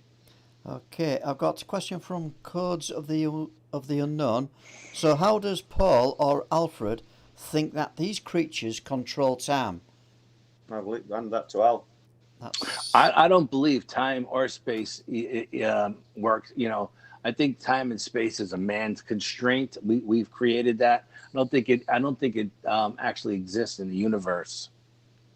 So I mean, I think they can go through dimensions to different locations, and doesn't take them any longer to do it, because I don't think that time and space exists in the universe. Okay, yeah, good question. And one from Nickname. Can you recap, Al, the area, country, and the time period of this investigation? I guess the investigation that you were talking about at the top of the show. Yeah, it was New York State, 2015, Dutchess County, New York. That's where it took place. Just before let's go to the next question, how many times have you been back since? Oh, I've been back. I've actually found a location there that I call the sacred site, and that's a whole another story for another day. Okay, right, we've got to have back on. Right, yeah, go on, Gren Steele, how many reports have been made of Bigfoots in the last few years, roughly, and are they in the same regions? That's a good question. Yes, there's been a lot of reports reported in this area of New York State. We're right at the southern tip of the Catskill mountain range, which is like a 500,000 acre mountain range. So we've had quite a bit of sightings, all along this corridor from the east to the west part of the corridor, and up and down the Appalachian Trail as well, which runs through this corridor as well. What's the general opinion of the people who are reporting them now? Are they seeing aggression? Are they seeing non-aggression? Is there any pattern forming there? Most of the people are either seeing them in a road crossing, or seeing them in like a field. You know what I mean? So the no chance of encounters. no aggression. I know one person told me they were actually walking their dog on the Appalachian Trail, but this trail is actually further northwest of my location. I mean, not far from me, but as the crow flies, and the dog was going crazy. And when she picked up the dog to calm it down, she seen something step out from behind a tree and like look at her. And when she seen, an 8-foot hairy, monster, she got out of dodge. But it wasn't like it growled at her. It didn't roar at her. It didn't throw any rocks at her. It just was looking to see, what she was doing, I'm glad you mentioned Rock Al. Just briefly, you said that when the three of you were sat there, and Brian were in the chair, and this bowling ball piece of rock landed. Do you think they were that accurate that if they'd have wanted, they could have hit you with it? Were it just like a bluff, just some kind of threat move? Oh, absolutely. I can't tell you how many times I've been at the sacred site, okay? And when they come down off of the ridge line, I believe their home range is on the other side of the ridge. I don't go up to that ridge. That's their space. I leave. But when I'm at the sacred site, they come down to see who's there. And when they want me to leave, they'll start throwing like little size pebbles at us. You know what I mean? And what we usually do is we put a perimeter of glow sticks around us for ambient light. But they don't hit us with the pebbles. The pebbles land all around the glow sticks. No one ever gets hit, but that's just there. And if you don't leave, then they may do something a little bit more aggressive, like grab a tree branch and snap it. Makes it sound like a 30-06 going off by the side of your head. Bang! When you hear that, you say, okay, now they're ready. They want us to go, if they push a tree down or if they shake a tree. But I've only experienced that one time. It's never anything. I've never experienced any aggression. Why do you think that these things, when people see them, talk about how fast they are? Because when you look at the build of them, they look lethargic. They look endomorphic. Do you know? I don't know. I've never seen one run. You know what I mean? Everyone I've ever seen is either crossing a road or walking away. They never seem to be in any hurry when I see them. You know what I mean? Yeah. Never. Yeah, I mean, so I don't know. I have never experienced that amazing speed that everybody talks about. Okay, right. We'll fire it over to Les then. Any more questions, Les? Oh, got quite a few actually. Yeah. Good. Yeah, I love it. I love questions. Absolutely. Yeah, Alison Buttle is asking, hi Alfred and Paul, do you think some Bigfoot choose to stay here? Yes, absolutely. I think there's a lot of them that choose to stay here just because there's so much abundancy of shelter and food and water. Yeah. And what do you think, Paul? I think location is key, and it's strange that these things, forests of North Yorkshire, I can only speak from our personal experience, and some things residing in these areas. Let's put it that way.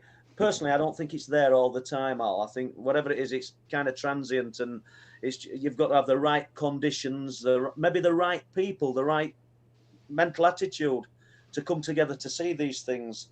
Because we've got a collection of fabulous witnesses for Wolflands who've seen things that are just terrifyingly incredible. But it's spanning decades. But none of these people know each other, so there's something there. The location is key.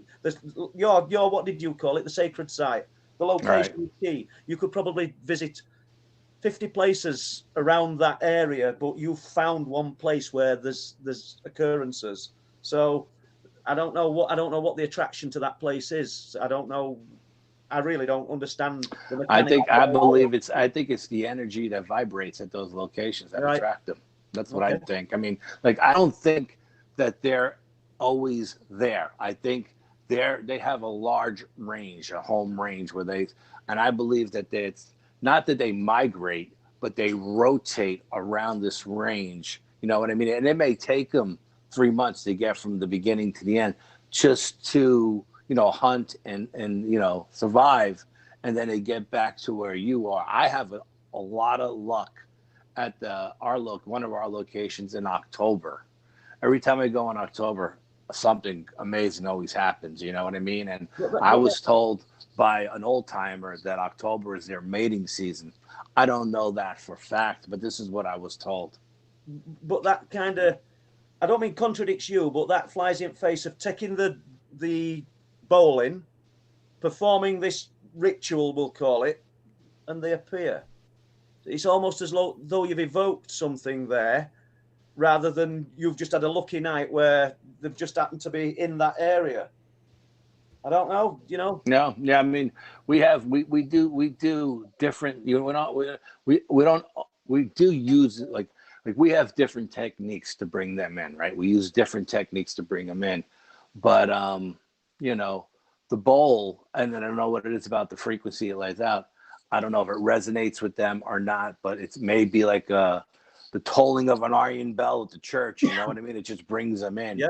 So, but Yeah. I mean, I don't know what the frequency is. I mean, but I believe that when they find a home range, right? And this is just one man's opinion, please, you know, look, there are no experts in the paranormal. Let me get that out there right now.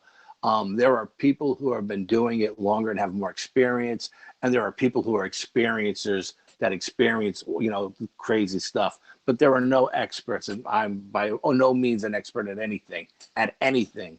But I believe when they find a location, they find it because of the frequency it brings in. You know what I mean? What's ever resonating there. Now, there may be water running over quartz crystal, and the frequency may be through the roof. You know what I mean? That's why I'm doing a lot more measurements with the natural occurrences of the earth. You know what I mean? Yeah. I'm doing all these readings with different pieces of equipment to see what's resonating at what frequency, when and where, and all kinds of stuff. Just a lot of technical stuff. Now it's, you know, technically it's over my head. I'm just a beginner at this, but I think that's the next thing. I think people will realize. Yeah. Excellent. Great answer. And Les? Yeah, I Film UFOs is asking, Alfred, have you heard that the moles on your arm correlate to the star and planet charts? The moles on your arm. I haven't heard out like I've not heard of anything like this before. That the moles on your arms correlate to the stars and planet charts. I would think that everybody's got moles and little skin blemishes that are different to everyone else in the world. So I don't know how that would work. I Film UFOs, but I'd be interested if I Film UFOs has picked that up from somewhere, and because it's kind of interesting in a way. But as you say, there's that many different. It's kind of. I don't know whether it's a bit tongue in cheek. You know. Yeah, I know. I think it is. Yeah, he may be. Because, I think we may have been led, Alfred. We may have been led. Yeah, well, lead us out of it into another question. Right, Stasi 813. Have you caught any creatures on the thermal camera, Alfred? Yes, I was in a slave cemetery one time doing an investigation. It's a very small slave cemetery, and there are no headstones in it. Just rocks as markers because obviously they were poor. They were slaves, and I heard something coming towards me in the woods, and I didn't know what it was.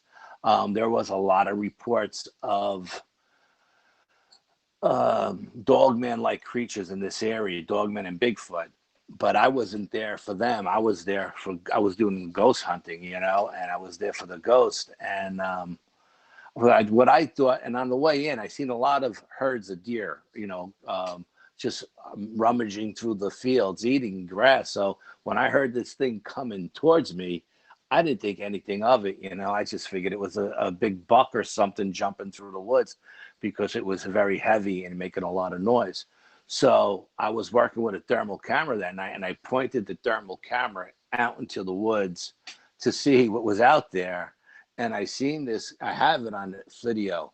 There's a bipedal creature that walks up to a tree, stands against the tree, then jumps. Now at this point it's pitch black at night. I just assume the woods are level. Okay, I don't know that it's anything other than level ground. But this creature jumps down, gets on all four, crawls over to another tree, and crawled right up to the wrought iron fence that was around the cemetery. And I'm filming. I'm looking at it, looking at me, but I didn't know what it was. And I was like, because now I'm just getting an image of like something this big, maybe. So I'm thinking it's a raccoon or something, that small animal. But later on when I looked at the thermal footage and I seen how it started at a very tall, bipedal creature, and then jumping down. I went back to the location, during the day, to get a better layout of the area. And it turns out that what it jumped down into was like a bowl-shaped area.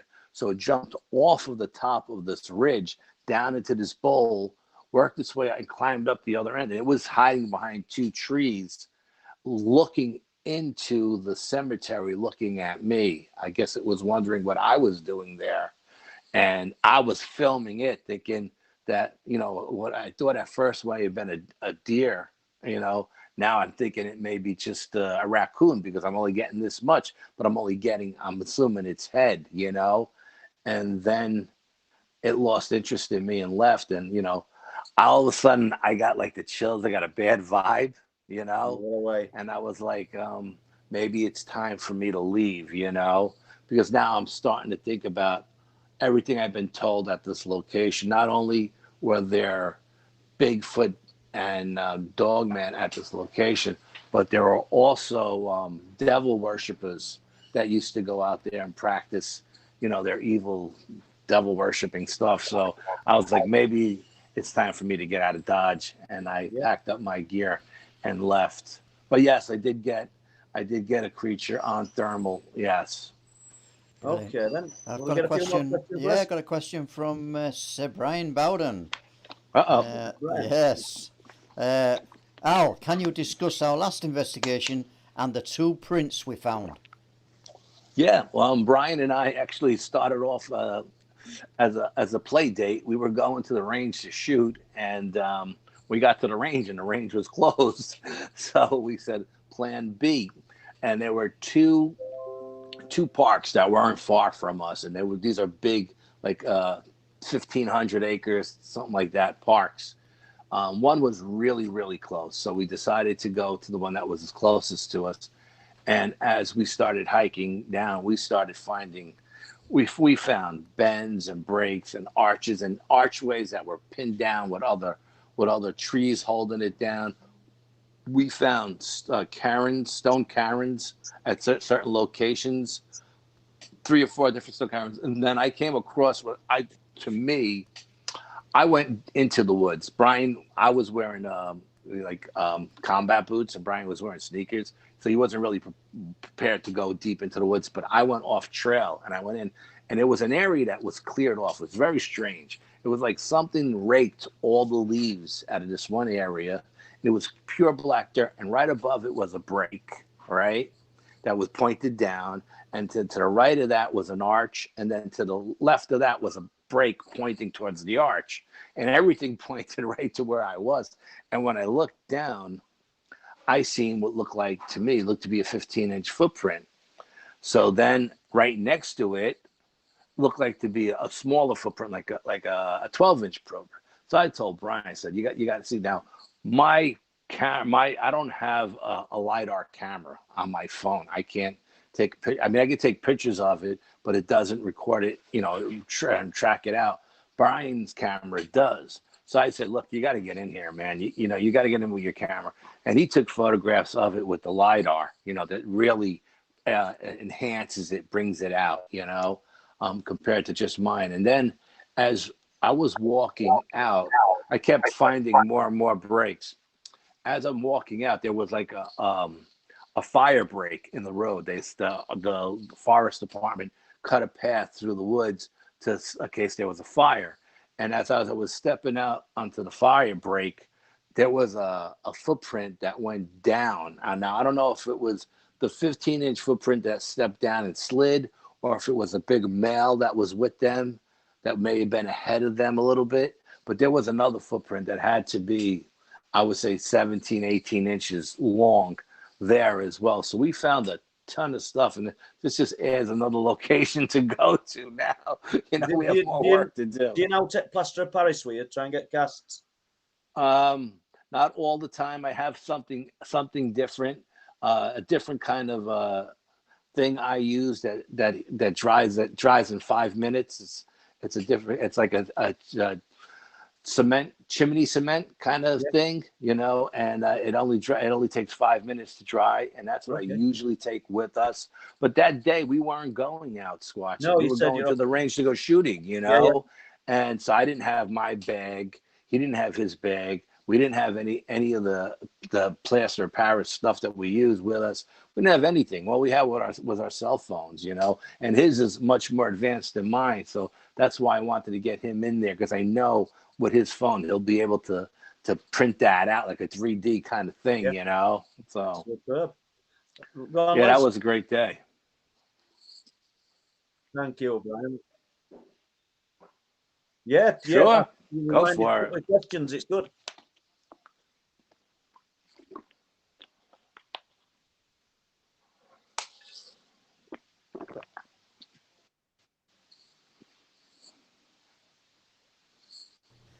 It helps to put my mic on. Right, I got a question from Far Past Midnight Paranormal South. Question to Paul and Alfred. What do you think of the recordings of creatures in the Sierra Mountains reference Ron Moorhead featured on the missing 411 The Hunted and the strange lights seen in that area? I take it these are the Sierra Sounds, as people refer to them. And I think it's Al's show anyway, but he's more qualified maybe to talk about this than me. So have you any knowledge of this, Al? Oh, yeah, absolutely. I mean, anybody who knows Ron Moorhead, and his stuff is legit. There's no doubt in my mind. And, and I think Ron is he's one of the people that are ahead of the curve now that he's talking about the theories. I forgot what it's called. Brian will know in chat. I forgot when. It's not string theory. It's something else, a different kind of theory that they're using. And in his book, he's got a book, and it's all about this theory that he's using. And I think he's another guy who started out flesh and blood creatures. You know what I mean? And now he's talking about interdimensional stuff and using these different theories, into figuring it out. Yes, absolutely. Ron Moorhead's stuff is 100% legit. Brian interviewed him on his show, and he had a great interview. I've never talked to the guy. I've never met him at any of the symposiums, but he is definitely someone I would love to sit down with and pick his brains. It sounds like the name. Some of our people in the chat need to research that, and they'll get some fabulous information. Okay. Quantum theory. That's what he's talking about. Quantum theory. Yes. Yeah. Okay. Now Came to me. Yeah. Now it seems we are near to the top of the show, so we are just going to round off, and I'll just leave it to Paul and Al just to say the last few words. Well, it'll be down to Al, because I'm just going to say thank you very much, Al, because it's been a pleasure talking to you. I've had to do nothing except listen to you, listen to your theories, listen to your experiences, and it's been great. And thank you very much. And let's hope we can get you back on the show.